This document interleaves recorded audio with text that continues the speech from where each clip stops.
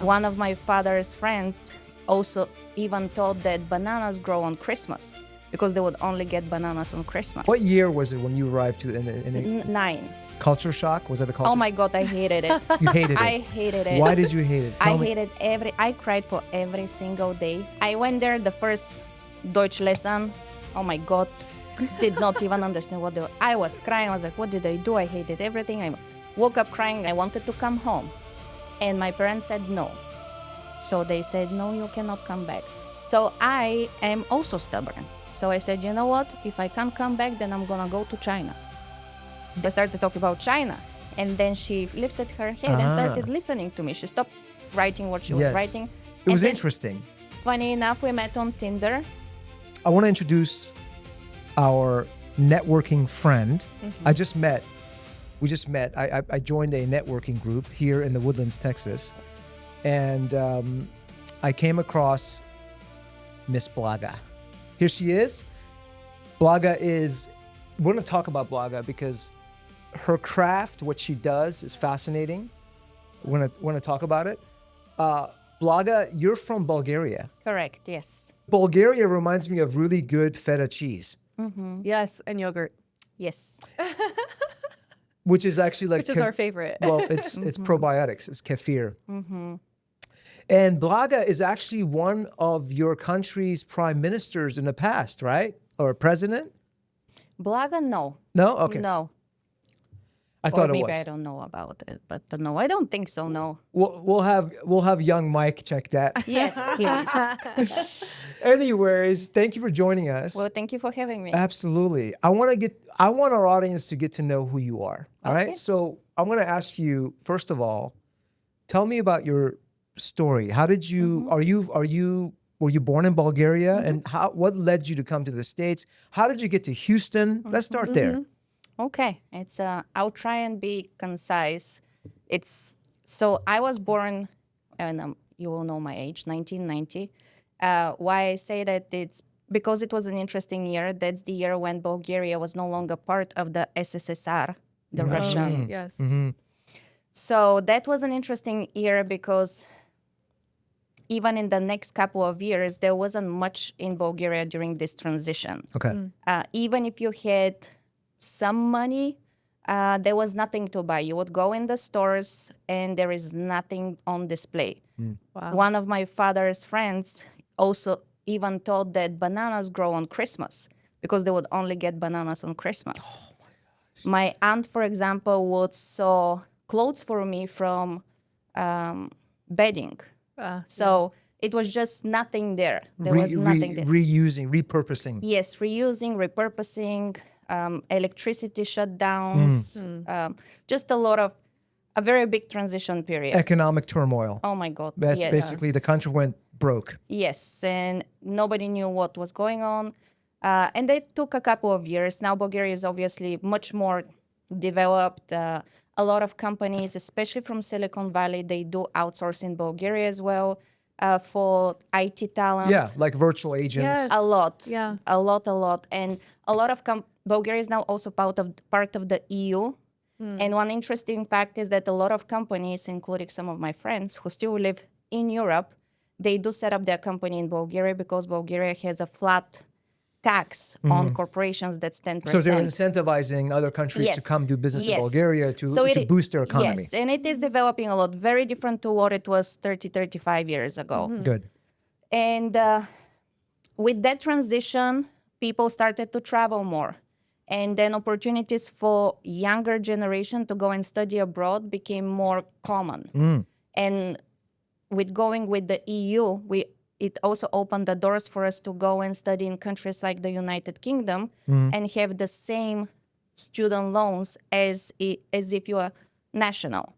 Wow. Just because we were part of the EU. Now, So there were some privileges there by joining the EU. Yes, a lot of good privileges for studying, for work, which helped a lot with younger generation, obviously. Yeah.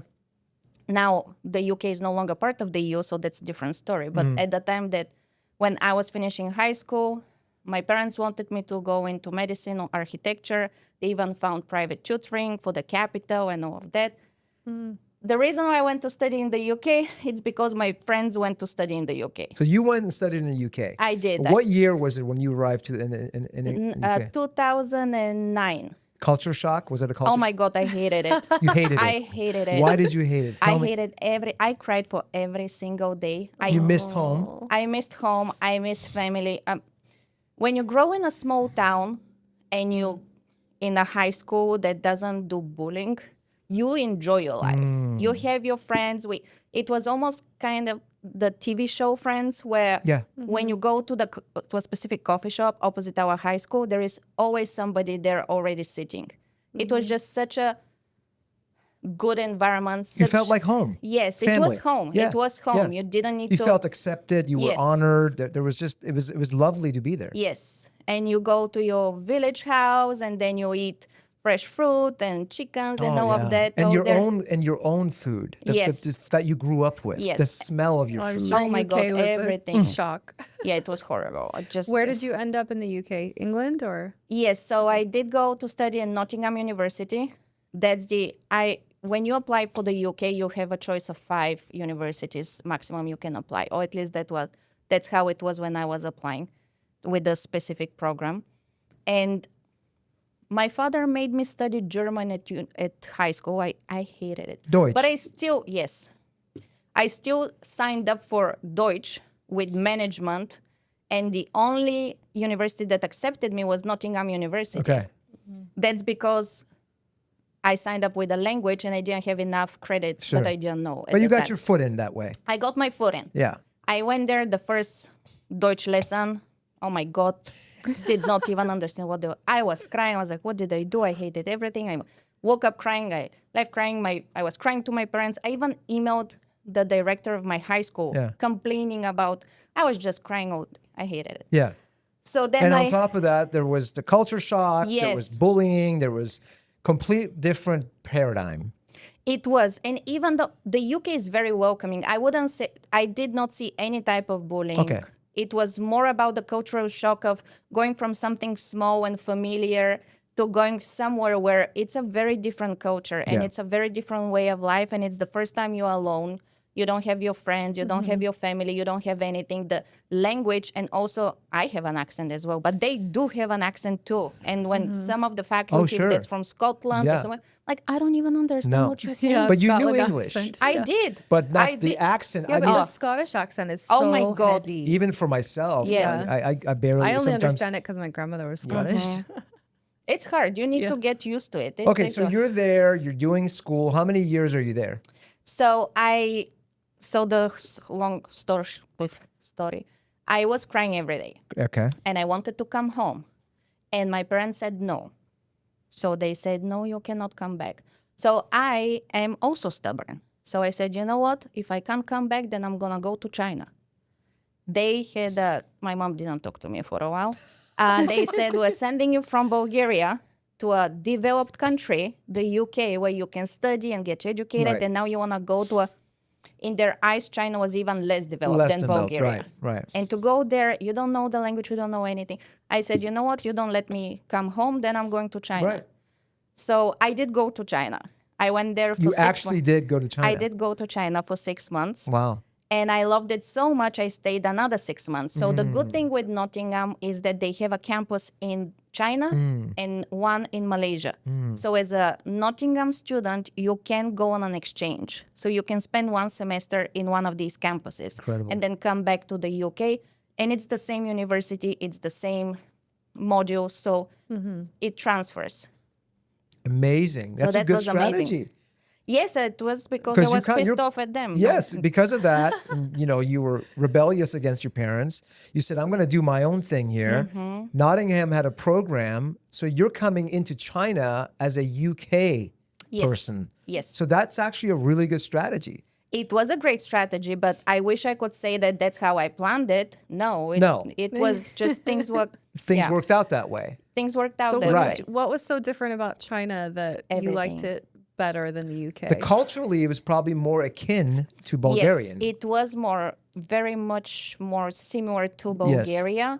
The other thing is that it's not just me in a new country. Now it's a bunch of us in a new country. Yeah. So there was a lot of students from Nottingham. Even if I didn't know everyone, we lived in one dorm. So it became very, and I don't know dorm is the right term, Yeah, but the one dormitory. building. Yes. Yeah, dormitory. The non-Chinese, we lived in one building, and the Chinese students lived in a different building. Okay. The Chinese students, what was interesting is that they did have a lockdown. So their doors were locked in the evening and they unlocked them in I the see. morning. Yeah. Us on the other side, we were out every night. Some of us barely made it to some of the lectures. Wow. It was the safest country I've been. Yes. It was a lot of fun because you are together with your friends. Yes. Yes, you are studying sort of. I don't think anyone learned anything at university, just outside. But being together in a new environment, new language. I even picked up Chinese Mandarin when I was there. And then when I moved back to Nottingham, I continued it as a course. But when you don't practice, you lose it. It's just that China at the time, if you wanted to go somewhere, you either had to ask a Chinese person to write it down on a piece of paper so you can show to the taxi driver. And some of the times they couldn't read. They weren't fully educated. Yeah. So you were forced to learn the language, or at least the basics Sure. of it, as quickly as possible Right. if you wanted You to had to. do anything. Right. That's the best way to learn a language. Yeah. Yeah, definitely. Get immersed in the culture and the That's country. how I learned Spanish. You have no Yeah. choice but to learn. That's Yeah. how it works, right? Yes. So how long did you spend your time in China? 1 year. 1 year. Yes. It was supposed to be 6 months, just because that's how long you can technically go, Right. unless you study the language. But Okay. I did ask the university to stay another 6 months, and they said yes. And then I also did an internship in Shanghai, and then I came back for the third year. Incredible. In Nottingham. Yes. Incredible. So you go back to the UK, you have this rich experience. Yes. And you're changed a lot Oh my because of the God. things that happened there. Yes. You have a different perspective on life. You go back to Nottingham. Now what happens? How is your experience going back? So going back, completely different. I had friends now. Yes. We were living off campus. I knew I wasn't as unfamiliar with everything as I was when I first came into the country. And I did not want to go back anymore, go home. It did not feel like That became it your was home. home anymore. Yes. Yeah. It took some time to settle in. Yes, You know, definitely. get to know the culture. The experience in China helped a lot. Yes. So now you're there. You're more settled. Yes. You're more relaxed. And then I thought, what's the next place I want to go? And I started applying for. And what year is this now? What year are we? 2012. 12. Okay, Yeah, 2012. it's 3 years at university for your bachelor's. Gotcha. So then I started looking at master's program, because in Bulgaria, or especially with my family, if you don't have a master's degree, you're not going to succeed in life. That was the belief. Sure. So I was looking for a master's program. That's common, by the way, in most of the world. Yeah. Yes. Ah, okay. But I will argue against that. But that's a different episode. I agree. We can go on that We'll route talk as about that well. later. Yeah. So I wanted to study my master's in the US. But coming from Europe, you don't get a lot of scholarships. And it's very expensive to come to the US and study. So even though I was accepted at some universities and I did get partial scholarships, I couldn't. I was even calling banks here to see if I can get some type of loan for the rest of it, but it wasn't working out. So then I thought the next best thing is that I'm going to look for a university in the UK that has employment ties or relationships with companies in the US.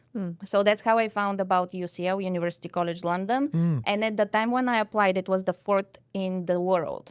I think now maybe it's a 6, 7. I haven't looked So you at kind of used the same strategy. Yes. That with China, but this Yes. way with the United States. Yes, to Smart. get my footing into the US without having to marry somebody or come and stay and try to do it a different Which way. is the common way most people do it. Yes, because it is very hard. It is. It is very hard. Very So difficult.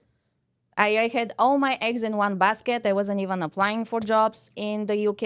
And UCL at the time had a partnership with Cisco, the internet and hardware company in Silicon Valley in San Jose. Yeah. And they started the recruitment process for their next international internship program. And they were looking only for engineers, obviously, because it's, it's tech, it's Silicon Valley. And there I go to an interview with my general business background. That means nothing.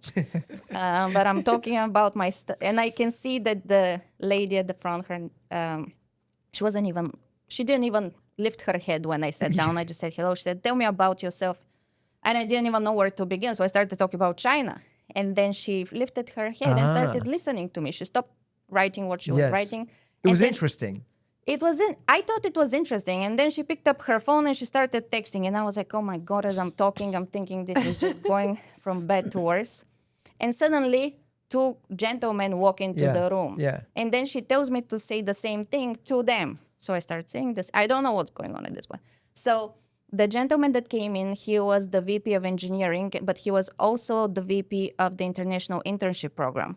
So many months later, me following up with them, another 4 round of interviews. I'm chasing them because I know that this is not for me, but I want to go. I don't even care what the role is. So I was on a bus going to Birmingham to see a friend, and I get a phone call from the US.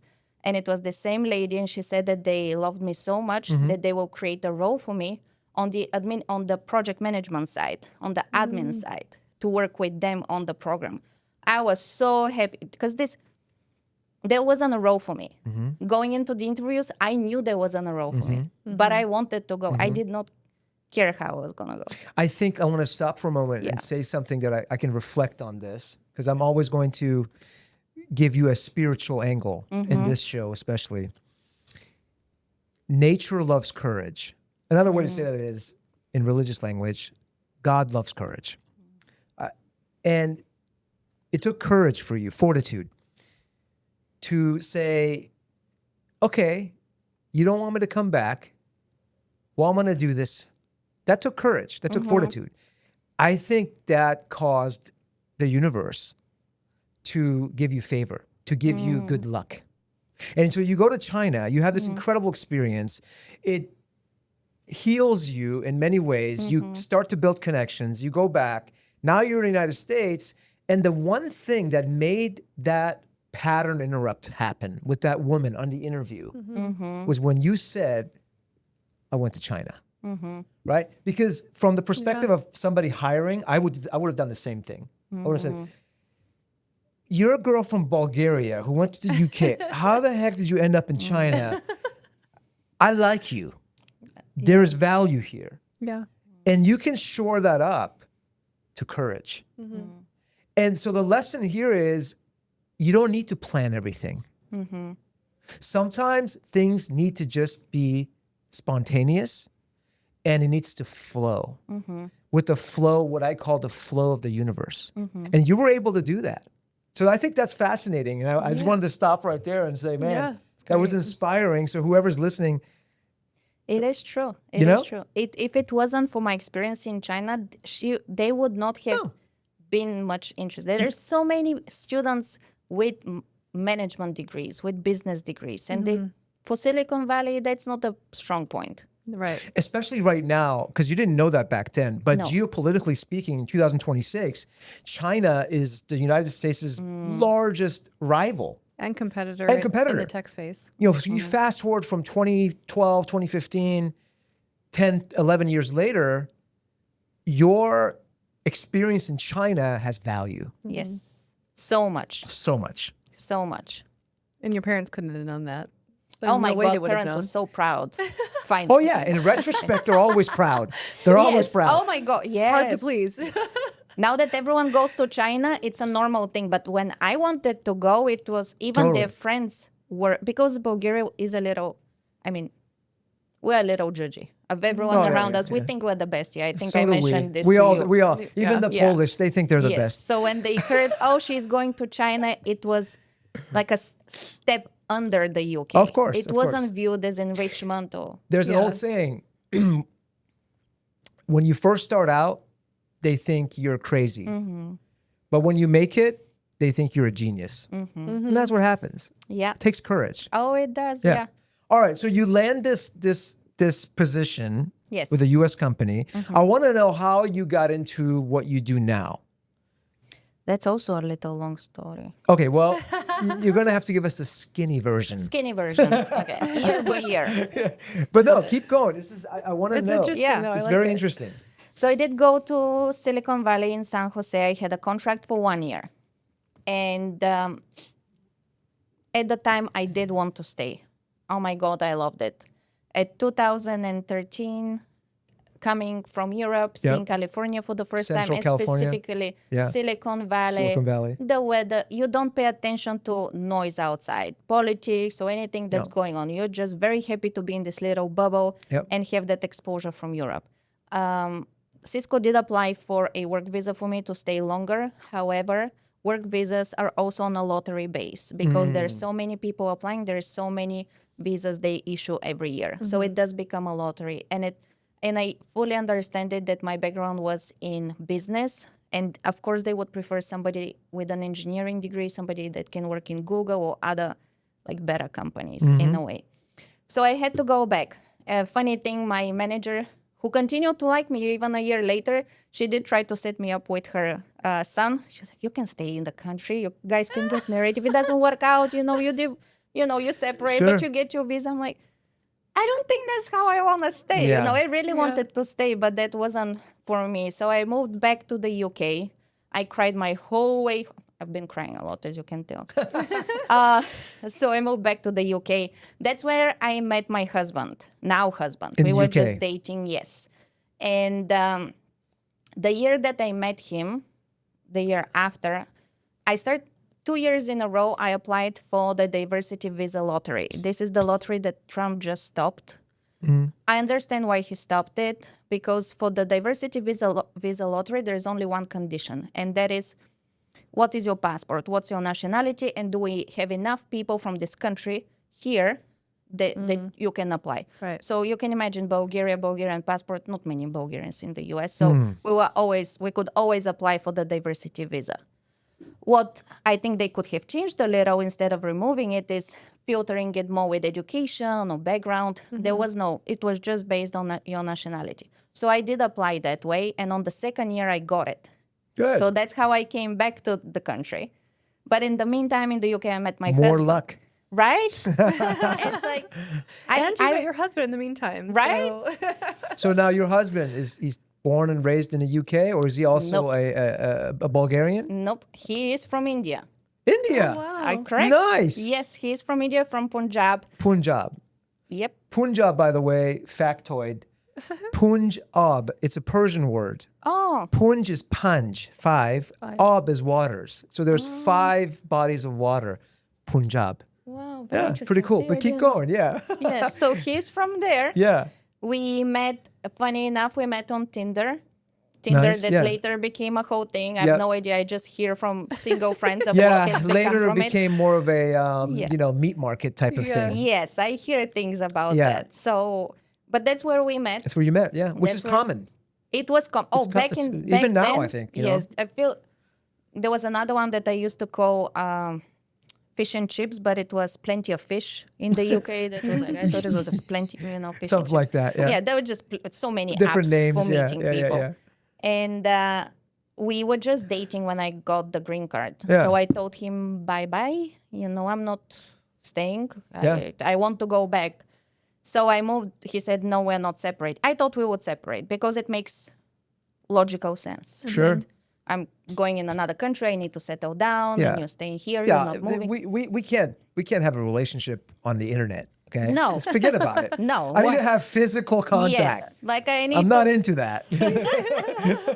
But he was more adamant than me to Which give is it great. a try. He pursued you. He did. That's right. He did. Amen. Yes. Love that. Right? That's the way it should be. And that was 2018.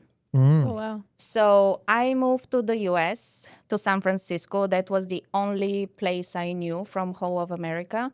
And also because the VP, talk about now universe as well, when I knew I was going back 2 years later, I emailed the VP of the program because I knew him as well as the manager.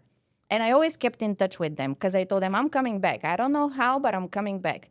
And he had started his own company. So he hired me as the director of operations to help him on a day-to-day basis to run a the business with him. So I landed in San Francisco with a job already from my one job that I did after university. Amen. So wait, another spiritual lesson. I just want Right? to I want to extract things here because this shapes who Blaga is.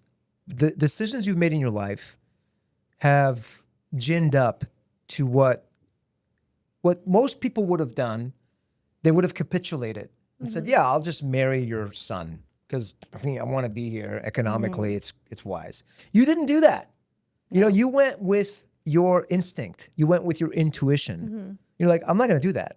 And you ended up with a man who actually loves you, loved you, fell in love with you, and pursued you.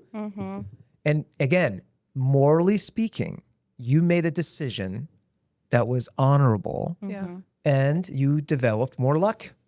So here goes. I mean, I just wanted to, I want to stop certain times. Yes. Yeah. Because I look highlight at that. things like that and I go, okay, that makes total sense to me. Why nature, universe, God would see you as a person of interest, somebody who can make decisions because they're mature enough spiritually, and how that then is going to lead into what we're going to talk about next. Nice. Yeah. And it's funny that you can see those things looking backwards because when the time came for me to leave California, I was devastated. I think I went into a small depression when I moved back to Europe because I did not want to go back. It was, I guess I wasn't this desperate, but it was a heartbreak. Sure. It was a heartbreak. Sure. It was horrible to go back and now start there when I'm not even feeling it and all of that. So I did to work a little bit in San Francisco. Then COVID obviously started. 2020, 2021. Yes. And then he closed down the business. It was very much so focused on global type of, it was a global business. And with the movement stopping, it just killed the business. Fizzled out. Yes. And at the time, we were engaged with my now husband. So I moved for a while to the UK, but as you probably know, with the green card, you can only live maximum 6 months. 6 months. From the year. So I decided, you know what, it's COVID, nobody knows what's happening. I'll move to the UK. And I stayed there for about 4.5 months, almost 5.5 months. It was cutting it very close to me coming back to the country. And now for a while, I was thinking to just stay in the UK. Just, it felt easier. You know, we were about to get married. It's, you know, I love the UK now. Now I love the UK, not at the beginning, but it felt easy. And then one of my friends, whose mom has gone through a lot of troublesome relationships, and she said, Blaga, do not lose your green card and your potential citizenship for a man. And when she said that, my initial reaction was, you don't know what you're talking about. Family is important. But then I thought about it and I said, you know what? Unfortunately, she is right. You never know how life will turn out. And this has been my dream. So to leave it for a man that we're not married yet or anything, I know, so you don't know what's going to happen in the future. You know, not that, you know. Sure. But it is like that. You're giving up something that you worked for and you want, and it's such a blessing that to leave it felt bad. It felt bad either way. Leaving him in the UK and coming back here, or leaving my green card and going back. So I decided to come back, again, crying all of it. Every time I move, I'm crying. So I stay, and then that one of my friends, she did move to San Diego. So nobody was really in San Francisco anymore. With COVID, everyone moved out from Silicon Valley. A lot of them moved south towards San Diego. That's where I also ended up. And there, since I was going to marry him, I wanted us to, in the future, to build something together. I was really tired of this long distance, not one leg here, one leg there, not knowing what we're doing. Him working for somebody, I work for somebody. I wanted something that we can build together. So I went into real estate and to learn more about the industry. And then he was... Real estate, yes. And what year was this?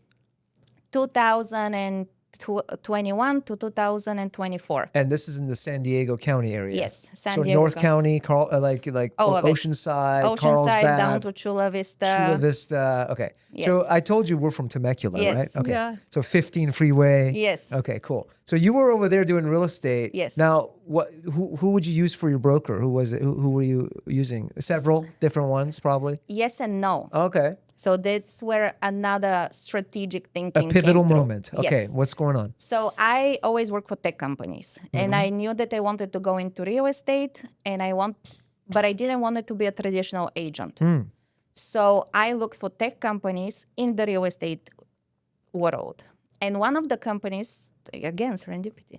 I went to a seminar in San Francisco before I moved to San Diego a year before that, and it was by a company called Fly Homes, where they had this, and I was looking from a home buyer perspective. They had a home buying seminar where they were presented their cash offer program, meaning it's kind of like a bridge loan. They underwrite you for a certain amount, and they give you the loan so you can buy it as if you're a cash buyer, so you can get a better deal, and then you refinance. Okay. So I went to that just to listen as a first-time home buyer. When I moved to San Diego, I remembered that company. So I emailed them, and I said, hey, by any chance, would you be opening an office in San Diego? San Diego. And they said, funny enough, we just started hiring. So I had interviews. I got my license in 2 months, 2-3 months, and I started with them immediately. Perfect. So that was a job that was on salary base with a bonus. So it allowed me to live comfortable. Yep. The bonus was nothing, but it's fine. But you had stability. You had security. I had stability. Yeah. I was still in the tech world, but learning about real estate. And you got your license? Yes, as if they were paying me to learn. Perfect. It was just the perfect Incredible. thing I did for 2 months, Yeah. for 2 years. Incredible. What an Yes. incredible thing, huh? See, nature's always communicating with us. And something told you, go to this seminar in San Francisco. And you went, you were interested.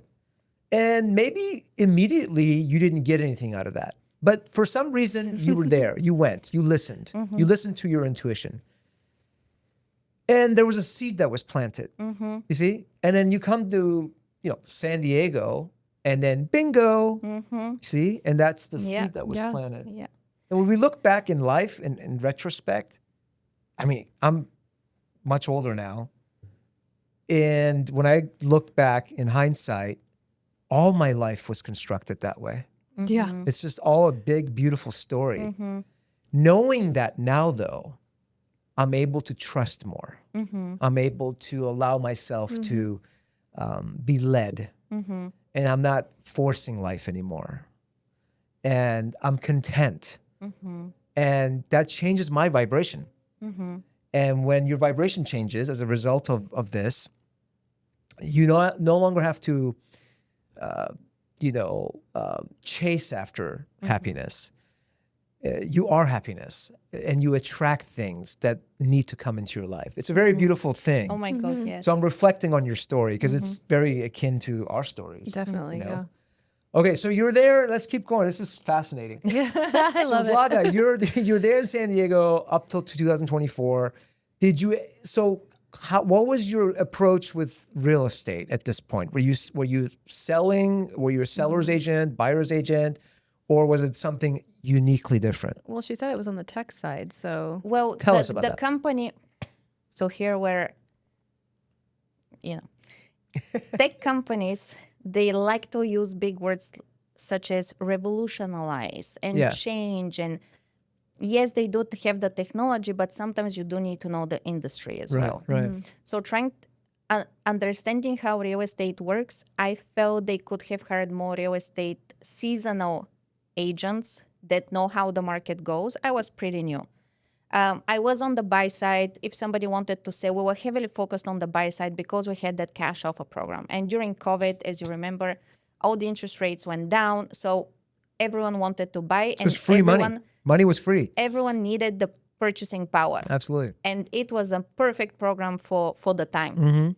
But as the interest rates started to go up, Right. the company wasn't quick enough to focus on the sales side. So as the buyer started to trip down and be less and less, less work was coming in. That's right. And we weren't prepared for the listing market. So it went into a very quick cycle for 2 years, very high up, over hiring to then closing down the office. There wasn't enough revenue to sustain the growth. Yes. And they were not prepared for the selling side of it. Yes. And for that reason, they had to downsize. Yes. And now it's even changed to more of a mortgage company. Yes. So it has gone through the It morphed. Yes. Because it of morphed with the market and where we are. Yeah. But it was a great time to be part of that experience with opening an office, doing deals. Oh, yeah. You learned a lot. Oh my God, it was Oh amazing. my gosh. Yes. Experientially. Amazing.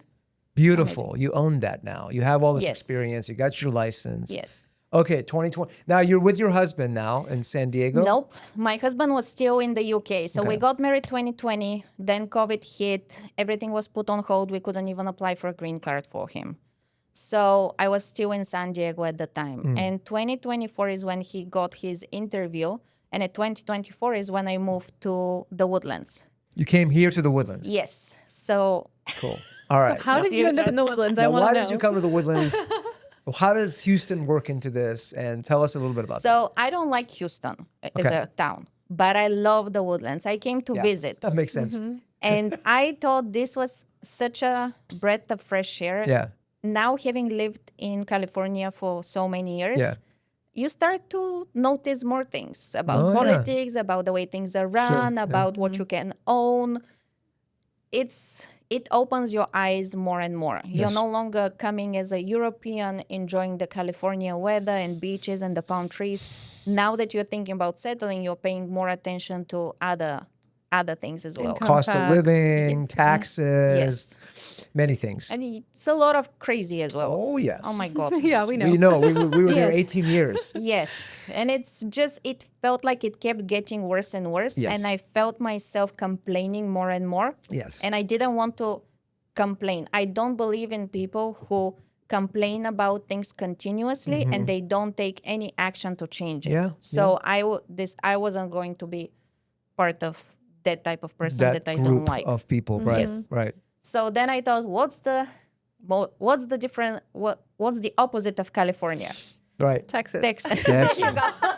Texas, man. Texas. So true. Texas. And funny enough, one of my friends' family was living here already, so we came to visit them, and I loved it. I loved Fell in love with it. everything. Oh my Yeah. The God! trees, Yeah. Yes. the commerce, the master plan community, the over 200 parks, the many the people.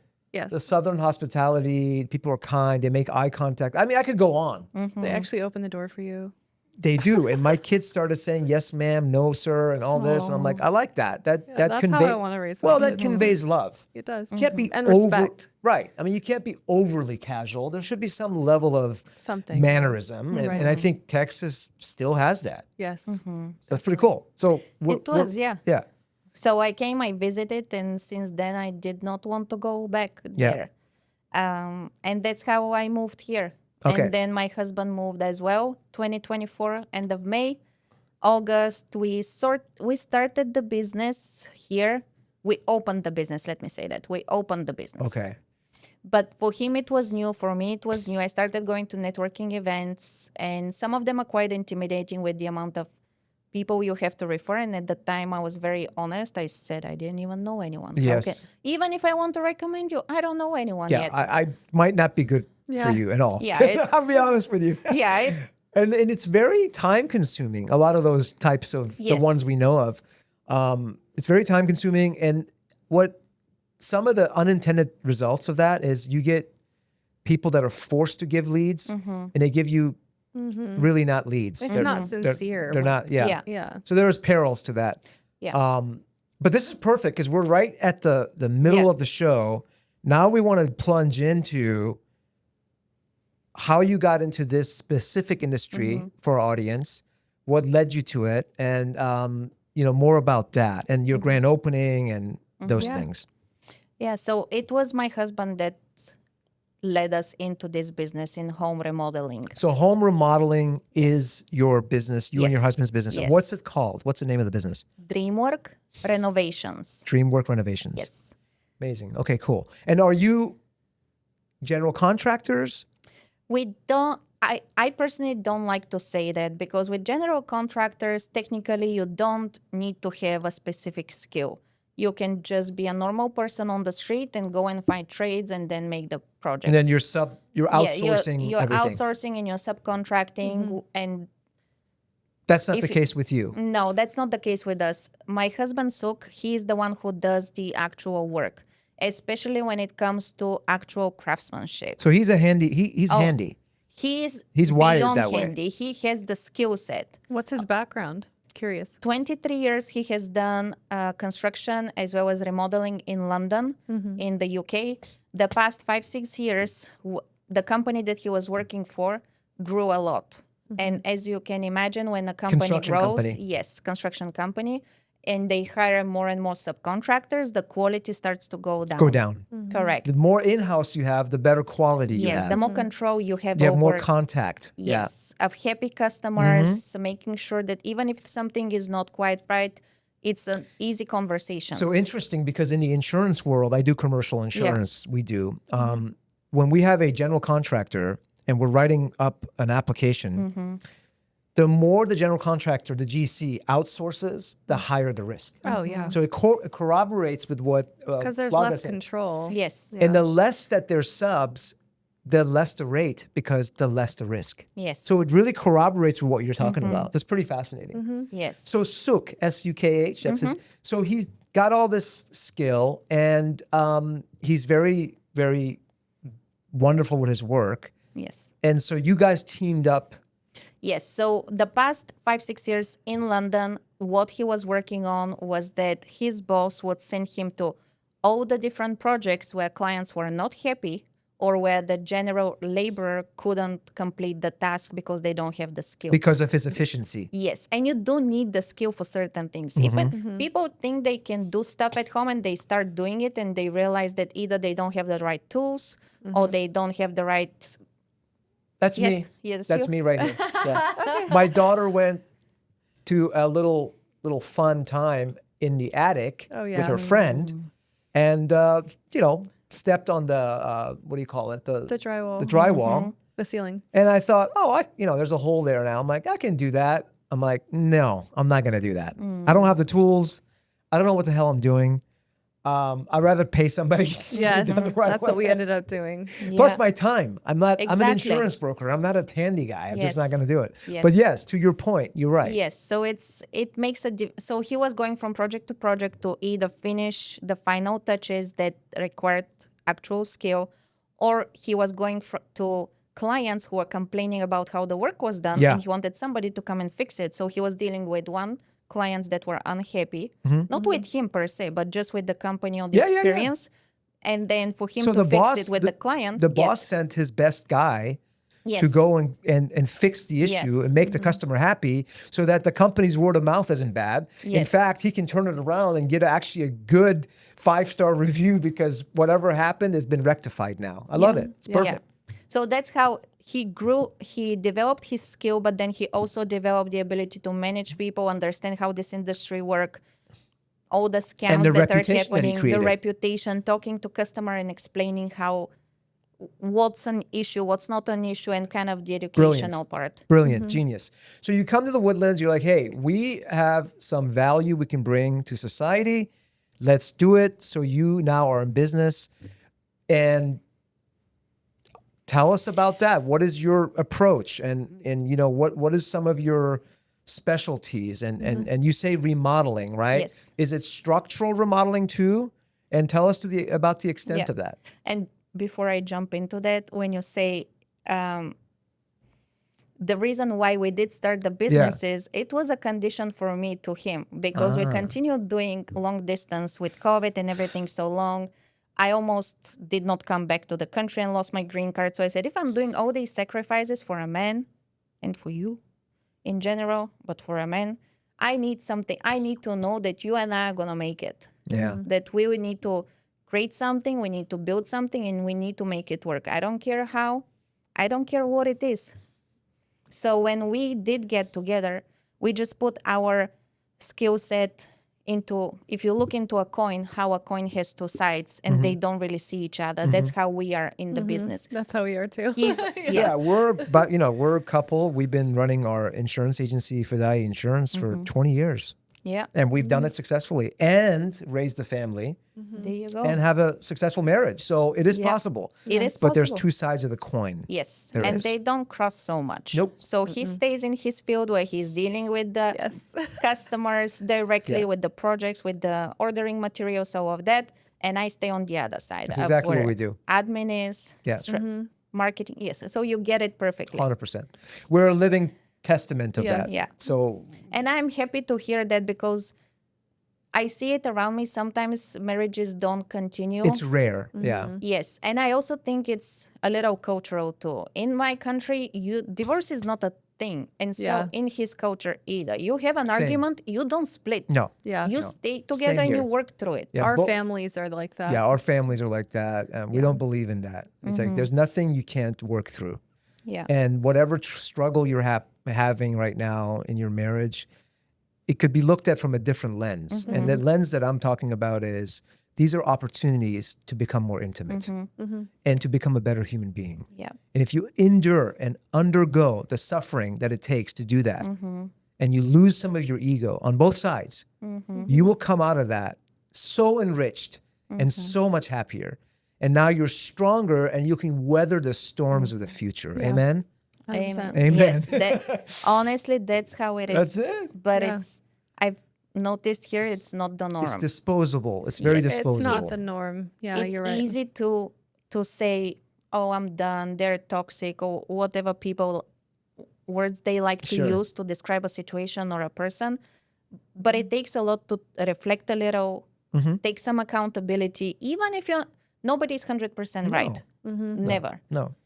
So anyway, that's what led us to start the business, and we started it here, and we are focusing on inside of the house. So anything in terms of tile work, backsplash, kitchens, bathrooms. Sometimes we do open up walls to create a door, not necessarily with load bearing. For that, we will outsource certain things. We will outsource, Yeah. and Smart. and that's why I go to those networking events myself, because coming here. And for him as well, the cultural shock here was how much scam there is in this industry. Yeah. And so often it's more about winning the client's trust rather than proving your worth or your value or what you have done before. Right. Right. So many people we speak with, either they have been burned by previous contractors that start the work, they get the initial deposit, and then they disappear or they start on another job.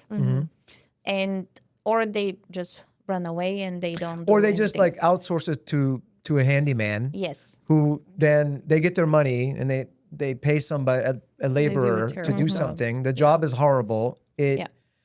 just gets destroyed after a while, and then the customer's like, "What in the world?" And they're burnt. Yes. Oh yes. You know, they're burnt. They're Yeah. traumatized. Yes. And then you being legitimate, who actually care about craftsmanship, you have to first neutralize their fear and their trauma Yes. and develop authority and trust. Yes. Yeah, I get it. And that's part of where networking comes important to me, because we do at some point we do have to outsource, so we do have to subcontract. So Yeah. unless we know who you are, what you stand for, how do you even treat clients, how do you follow Yeah. up? Is your even paperwork Because in it order? reflects on you. Yes. You yes. have to vet them. You have to Oh, scrutinize them. 100%. Yeah. So that's what's taking time right now, and that's why we're not jumping into growing it so quickly, Yes. because we don't want to lose that Oh, man, I love that that. relationship with the client, that. the Quality. knowledge, and we're building the knowledge as well. We're building a business for the first time, him and I. And even though I've worked for other companies, it's completely different running a business. Oh, I yeah. thought I was organized. Now I think I'm all over the place. You I mentioned can- that last time we spoke, Blaga. You said Yes.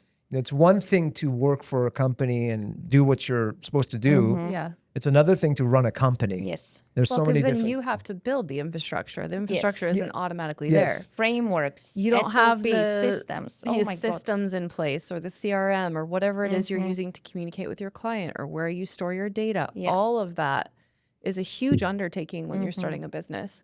I mean, every industry has its own kind of niche for that. I'm sure, right? Like in your industry, there's probably certain products or things that are specialized in and that the area. common mistake a lot of companies do, small businesses or any company, is they try to expand too quickly. Yeah. The infrastructure hasn't been set up yet.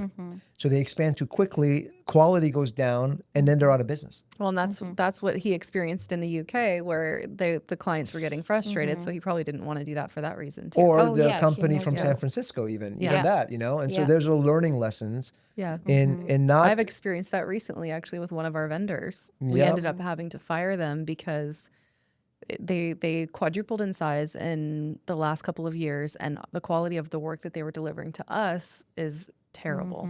So it comes back to, grow, but not at the price of quality. Yeah. No. Grow gradually, and that takes delayed gratification. Yes. And that's, again, a spiritual component. Yes. Is that, I'm not going to sacrifice just for the money. I'm going to do this right because what my work is my identity. Yeah. And I'm here to develop a reputation, and I'm here to bring benevolence to society. Yeah. I think when we signal that to the universe, then, and we're patient, another virtue, then what happens is we naturally grow, Yeah. but we grow strong and we develop legacy. And I see that you and your husband, Suk, are one entity that is very interested in creating legacy. Absolutely. And the other most important thing is sometimes you go to networking events, business owners are either tired or frustrated or not so excited. We love what we do. I cannot wait for Monday morning now. I used to dread Monday. Oh my God. Sunday comes, I'm already not in the mood. Like, don't talk to me. I know Monday is coming. We just don't be near me. Yes. That's so funny. But it has changed so much because now I love my side of the business. He loves his. He sometimes, if the house is empty, now we're renovating a house in the Woodlands and it's empty house. He comes back 8:39. I'm like, what are you doing there? Yeah. He enjoys his Passionate work. about it. Yeah. Yes, he plays something. He's painting. He's doing things around Love the it. house. I He love it. loves it. Amen. It doesn't feel like a job for him, and it doesn't feel like a job to me. And I know that if we start pushing it to grow too quickly, we will either burn each other out, or burn out, or put too much pressure on Yeah. each other. And I don't want it to become a thing that we dread. Yeah. Yeah. Stay sensitive to that. Yeah. That's your barometer. That's the universe telling you you're right where you need to be. And stay on the course, because over the course of time, the natural development of your company and legacy will just continue to happen. It will come. I'm working on my patience level Yeah. as a woman. But I also I recognize that we are at the beginning of something that can grow a lot. Yeah. And I want to enjoy that stage Yes. of growth. Yes. Because it's so easy to always look forward and to think, okay, my next goal, what I need to do, and not enjoy where you are at the moment. I want to absorb every obstacle or every issue we are going through and just enjoy it. If you interviewed somebody who's done very well in life, let's say they're 70, 80 years old, and they spoke to us, younger compared to them, they would tell you exactly what you just said. Enjoy the journey. Yeah. Sit with where you are. Enjoy that. Don't always try to be in the future. Don't always be in the past, regretting something. Stay present. Stay in this moment. Enjoy it, because that is basically what the success is all about. When you get to this other place one day, Yeah. what you do is you remember the journey. Yes. And this is the journey now. Yeah. So somebody that's wiser than us would say that. And I've actually listened to a lot of interviews of wiser, successful people. And some of the things that they say, you can aggregate, and that's one of them. The other one is be courageous. Take risk. Yeah. So sometimes they say, what do you wish you would have done differently? They would have said, well, I would have enjoyed the journey. I would have been more present. I would have taken more risk. I would have been more courageous. It's really beautiful to study that and say, okay, I can apply that to my younger life now. Yeah. And that confirms exactly what the universe is telling me already in my heart. So I thought that was cool. And another nice check-in it's good to do with yourself is when you get too busy or too overwhelmed that you're not doing enough, or you could have been at a bigger at this point or more settled stuff. Yes. it's to reflect back and think how right now you're living the life that you once prayed for. Yes. Yes. Few years ago when he was in the UK and I was in Oh San my Diego God. alone, and we Give were me some knuckles on that. hoping to make it one day, not Yeah. knowing when he's coming to the country, not Yes. knowing anything. And now we are in the business together. It's, Gratitude is Yes. the biggest form of prayer. oh my God, yes. And our ego mind likes to get ahead of ourselves. I Yes. would have, could have, should have, I should be. And then you compare yourself and all this stuff, this rhetoric, it's all fear-based and it steals your joy. And it's like, wait a minute, no. I'm grateful to be here. Look at my Yes. journey. Look where I came from. Yeah. I would have dreamed of being here today, here in the Woodlands. I'm working on my house. I have my husband. We're developing a company. I'm here with Cash and Jamie on a podcast. This is great. It is, yes, it is. Yeah. So I love it. I love that we're extrapolating so many lessons from your beautiful story, Blaga. It is. So this is intriguing. I love so who's your ideal client today? Ideal client, that would be a homeowner. Mm-hmm. A homeowner who either has their home for 5 or more years and they haven't updated anything and they would like to. Mm-hmm. That's a great client for us. Anyone that wants to refresh their paint to the bathroom or create a feature wall or just do something with an outdated home. And then the other type of home buyer that's ideal for us is somebody that just purchased their home, but they don't love everything inside. Maybe they want to change the color of the cabinets. Maybe they want to change the carpet Like an to ugly flooring. green wall? Well, I like green walls. I don't know. Not Depends a on lot what of kind of clients. green. Yes. Shades of green, right? Yes. 1970s Yes. green. Now he has to redo a pink wall because the client liked it on paper. Yeah. But when you apply 2 coats and with that Yeah. certain light, Yeah. now it's too pink. Yeah. I'm like, yes, it So depends. this also plays into our industry as Yeah. the insurance people. When we're underwriters, we're not just salespeople. We're also underwriters because we have a fiduciary duty to the insurance carrier as an Yeah. agency. So we're called field underwriters. And a lot of our customers are like, well, my rates are high. Everybody says that. My rates are high. One way to lower your rate, folks, we talk about this a lot, is to show insurable interest. And insurable interest is just a fancy word for saying pride of ownership. So, when you update your house, Yes. you're going to get a better insurance rate. That's just the way it works. Yeah. Because that signals to the insurance company, these people care about their asset. They Yeah. care about their investment. They've put skin in the game. They've hired Blaga and Suk to make some updates. Yeah. And those things shore up into better rates. So Yeah. They're Yes. not again, just relying on the insurance company to be their emergency plan. Yes. They're actually putting time and energy into making Yeah. their home a real hazard home. insurance is for a catastrophe. Yeah. It's Yeah. not a maintenance program. And it's not a warranty. So I just love that ties into our industry Yes. very much so. And it is needed. It's needed in the homes for them to stay and be well maintained. You do need to do specific things through the years, even if it's not full remodels. You still need to do repairs. You still need to take Well, care yeah, of it. and you're investing in your own Yes. asset. It's not like so you're developing more value. Yes. So if you ever do sell it, you have a more value there because you have updates. I mean, realtors advertise that a lot when they're going to show their buyers a new house. And we already talked about the insurance part of it. So investing in your own asset is a valuable strategy. Yeah. You know? Definitely. So that's beautiful. Absolutely. So at this stage of your company, you're leveraging network groups to create awareness. Yes, create awareness, create partnerships, create referral partnerships that make sense and that also add value to our clients because we do want we love the opportunity to refer other businesses to other clients, but we do also want to make sure that 1, they're good people, 2, they do provide value, and 3, they would follow up. Very often, sometimes when I do pass a referral, I don't hear back anything. And I would like to know, did you reach out? What did they say? How was the feedback?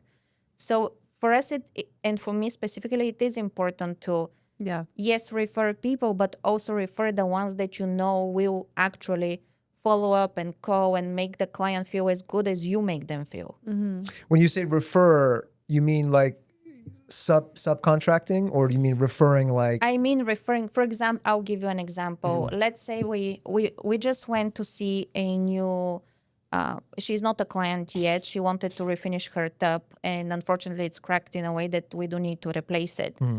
And often, for example, one of the sometimes many questions I ask is I ask her if she's planning to sell or if she's planning to stay.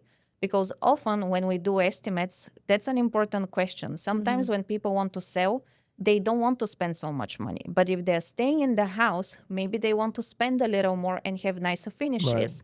So this, for example, is a great opportunity for me to know if they're selling, if they're looking for an agent. Maybe they do have an agent, and that's fine.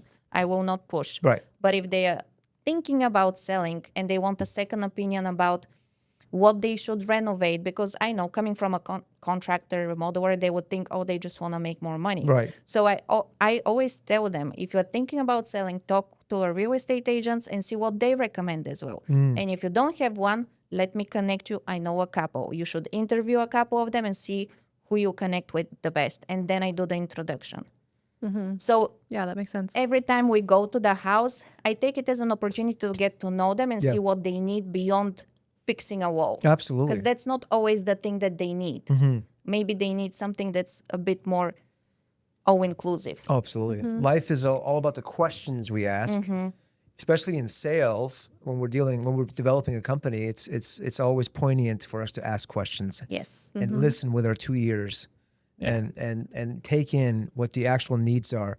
I mean, people want to be heard. They want to be Yes. appreciated and respected.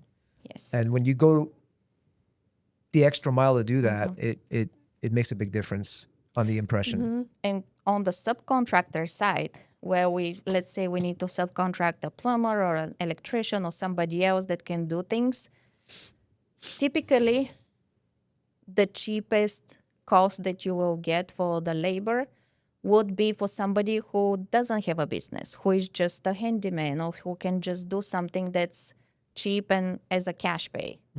We don't do those. Also, we had one plumber.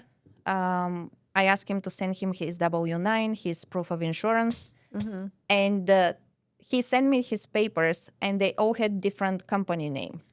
So I thought, I don't care if he's the cheapest out of all the plumbers. Yeah. We are not doing that. I'm Yeah, not smart. sacrificing any type of quality or Yes. issues with papers just to save a bit on the work, on the cost. Super smart. This is a shout out. This junction point, Blaga just said. So she's on the receiving side of a artisan contractor and she's checking the insurance certificate, the COI. And it's good to pay attention to what somebody like Blaga is paying attention to. So when a lot of customers come to me and say, I want the cheapest insurance. So we're forced to maybe do different companies. I just want to point out that you may save a little bit of money, but for sure, it's going to be looked at as something that is not as secure. In some ways, clients who care about who they're referring out, they want to see consistency. Yes. So I just wanted to stop in that junction point and Yeah. show this side of, you know what, if you spend just a little bit more, you get a quality carrier with an Yeah. AM Best A+ rating and consistency. It's potentially going to help you with your reputation and the amount of jobs you can get. Yeah. You know, it positions yourself a little bit better. So And see, this is another opportunity where if I see something like that, I can refer them to an insurance agent. exactly. See? Yeah. Exactly. Yeah. you Whether can. they know they want to take that step, then it's up It's to up- the it's up to people. them. But there Yeah. is opportunities everywhere to refer Yeah. clients, subcontractors, people within the industry, even to others who can educate them and tell them a little bit Yes. more. Because coming from me, maybe they don't believe it 100%, but that's why I want referral partners that I can trust, that can go Oh, and absolutely. Yeah. educate and then give them a better option. Yeah.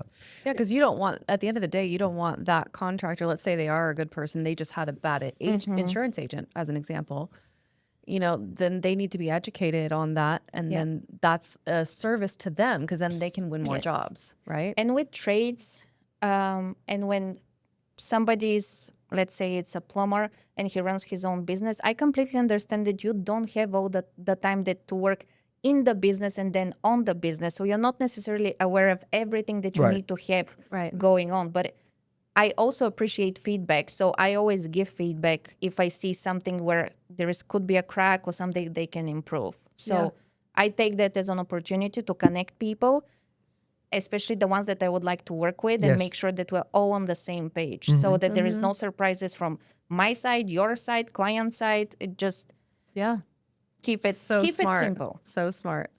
Yeah, absolutely. Because we've seen with contractors, we've seen the good, the bad, and the ugly on the insurance side, right? So with the claims and the things that can happen on the insurance side. So it's smart of you to take that proactive approach with contractors and understand that that is a risk to you and your reputation, but also to the client. Like if the client's left holding the bag and they're having to pay for repairs that weren't covered because that contractor doesn't have the right insurance, then that's a disservice to everyone involved, right? So, and I think it's valuable that we're sitting here together today on air, getting to know you.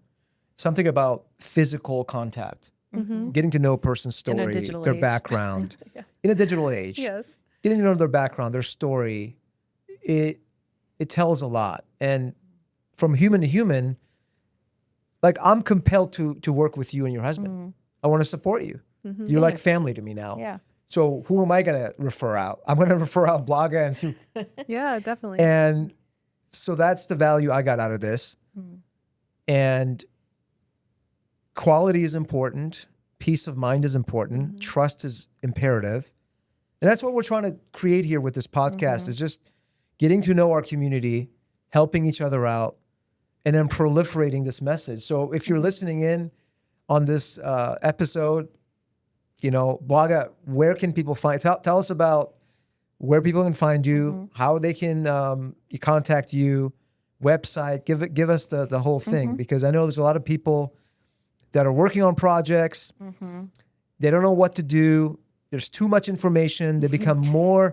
They become more timid, and they really need somebody to a liaison to trust them, to guide them. So tell us. And that's what exactly we like to do. We'd like to go to people's houses, see what they want, see what they need, and give them estimates that they can mix and match. That's what I like to call it, so that we can break it down and you can decide what's important and what's not important when you see the prices and you decide which one you want to go with. Instead of just because you typically get just one line: bathroom remodel, 15,000, and you have no idea what's going on in there. So the way to reach me, obviously, I have a phone number: 346-661. You have a phone number, right? And I pick up. Imagine you that, and I answer the texts when you send the text. Oh my goodness! Can you believe so it? You're already set apart, right? I'm sorry, say your number and again. My husband will show up when he says he will. Okay. Yeah. And if we're late, we will text you to let you know we're late, depending on traffic or anything else. But we do communicate to update our clients or leads or whoever we are going to know what's happening at every stage of the project, pretty much. We do have a website. It's dreamworkrenovations.com. Okay. And you can contact us there. We're also on Google. If you go on Google Maps and you put Dream Work Renovations, you can see some of our before and after pictures. Clients have also uploaded pictures that are not in my branding, but I can't tell people what to upload, it's good. It's coming from customers, so that's fine. It doesn't need to be on brand. And we have 81 Google reviews so far. Nice. So it's been so good. Again, everybody, Blaga's phone number is 346 area code 346-661-2321, and we're gonna post in the comments section. I'm gonna post Blaga and Suka's information, website, and we'll pin it so that way you're inspired to contact Blaga. But and for professionals listening, what Blaga said was good. You don't need to overcomplicate your business. If you take like a professional boxer who's been boxing for 30 years, let's just say, do you know what they're working on?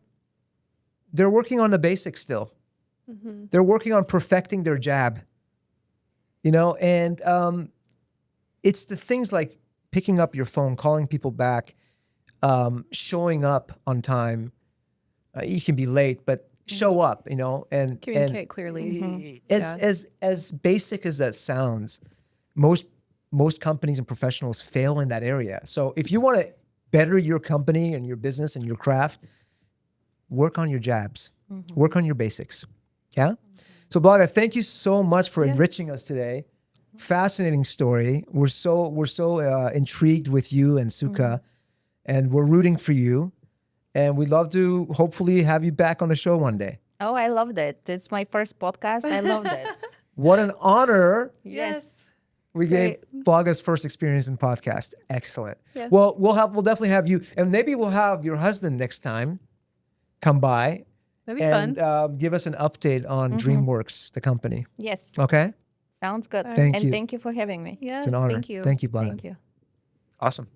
Yay.